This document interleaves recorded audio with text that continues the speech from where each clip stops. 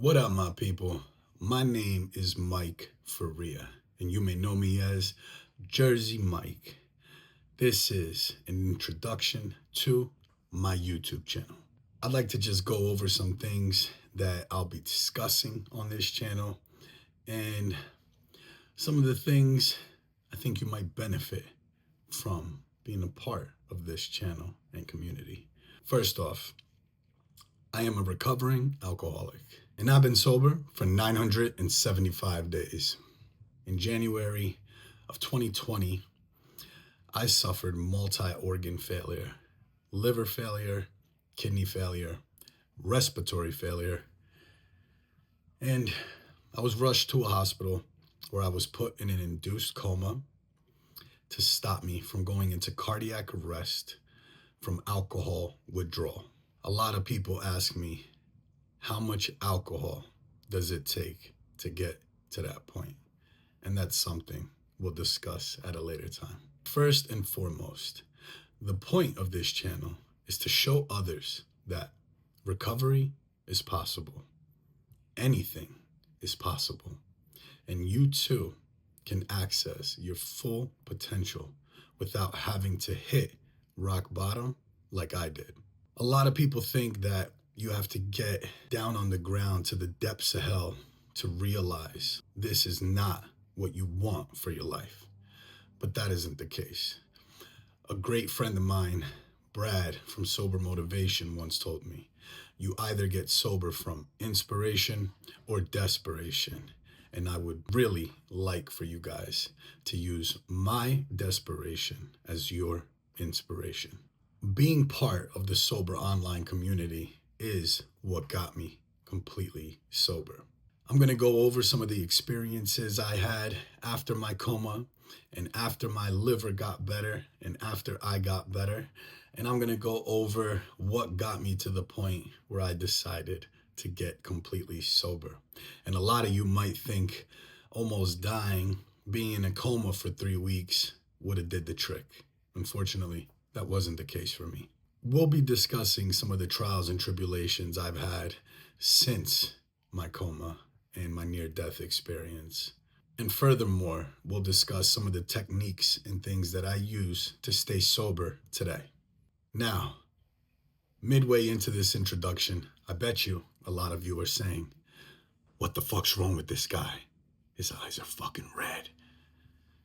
Well, one of the things that occurred after my liver got better from my alcohol abuse was that I was diagnosed with glaucoma. Not only glaucoma, but severe glaucoma. Now, even though that is a hereditary disease, alcohol did bring it on very early in my life. Glaucoma is a disease that most people have at a much, much older age. My grandmother had it. My great-grandmother had it. Me, I was diagnosed at 35 years old. Glaucoma is an incurable disease. But just wanted to put that out there because that's something that I do get attacked for all the time, along with cigarettes. I am working on quitting cigarettes, just like I worked on quitting alcohol, just like I've been working on quitting sugar, and just like I worked on quitting energy drinks.